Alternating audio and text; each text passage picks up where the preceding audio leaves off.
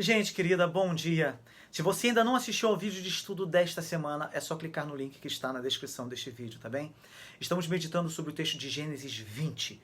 Hoje falaremos sobre a razão de Abraão ter pecado. Pois é, Abraão pecou. Se você não sabia, fique sabendo.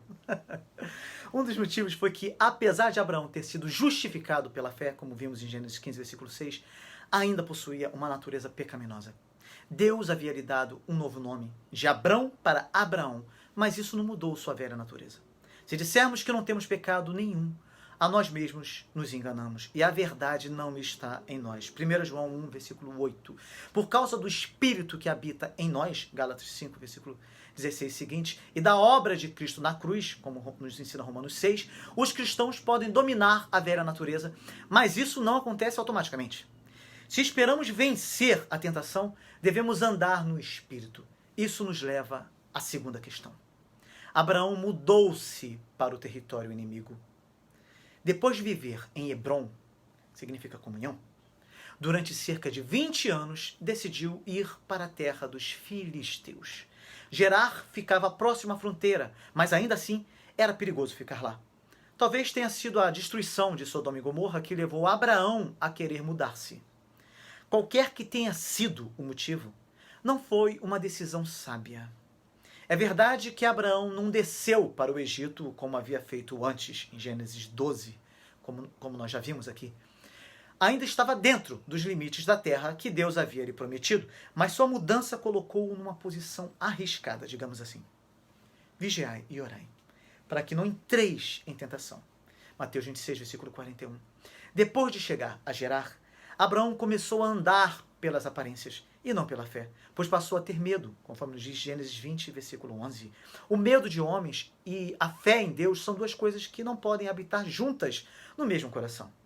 Quem teme ao homem arma ciladas, mas o que confia no Senhor está seguro. Provérbios 29, versículo 25. Amém? Abraão se esqueceu de que seu Deus era o Deus Todo-Poderoso, Gênesis 17, melhor dizendo, versículo 1, que podia fazer qualquer coisa, não é? Gênesis 18, versículo 14. E que havia entrado em aliança para abençoar a ele e a Sara. No entanto, o motivo fundamental do erro de Abraão foi o triste fato de que ele e Sara não haviam se arrependido do pecado que haviam cometido lá no Egito. Você pode verificar no capítulo 12, versículo 10 ao 20. Admitiram sua transgressão ao faraó e a confessaram a Deus, mas o fato de ela aparecer novamente indica que não tinham se arrependido inteiramente, nem deixado para trás esse pecado. Dê uma olhada em Provérbios 28, versículo 13. Na verdade, o pecado havia ficado ainda pior, pois Sara passou a mentir com Abraão. As coisas certamente vão muito bem num lar unido por uma verdade. Mas quando o que nos une é uma mentira, uma admissão descomprometida do pecado não é o mesmo que uma confissão feita com o coração quebrantado. Salmo 51, versículo 17. Se temos uma atitude correta, vamos odiar nosso pecado e sentir horror de nós mesmos por ter pecado. Você pode verificar isso em Ezequiel 6, versículo 9, Ezequiel 36, versículo 31, recusando até a lembrança de tal transgressão, não é assim? As pessoas que relembram seus pecados com alegria e prazer, em momento algum se arrependeram verdadeiramente, nem viram quão pecadores são de fato. William James, pai da psicologia norte-americana, escreveu o seguinte, preste bem atenção. Para aqueles que confessam, as dissimulações chegaram ao fim e começaram as realidades. Abraão e Sara haviam se convencido de que não estavam contando nenhuma mentira, apenas uma meia-verdade. Verifique só, estamos no capítulo 20, verifique o versículo 12. E eles supostamente, meias-verdades, não são tão vergonhosas quanto mentiras inteiras. Você pode pensar, são piores, na verdade. Uma mentira consiste tanto da motivação quanto das palavras em si. Tá? Uma meia-verdade tem tanto o teor suficiente de fatos para torná-la plausível, como falsidade para torná-la perigosa. Assim, os cristãos caem em pecado.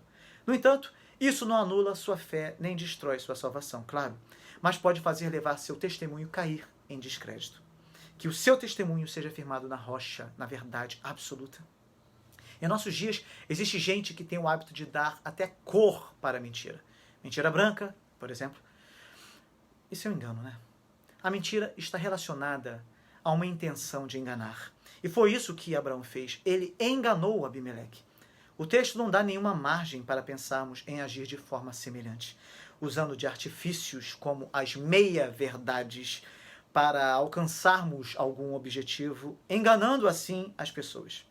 A Bíblia é clara ao nos dizer que não devemos dar nenhum falso testemunho, não é? Leia Efésios 4 e veja a forma como Deus requer que vivamos. Você já viveu uma situação difícil por causa de uma meia-verdade que você contou ou que contaram para você?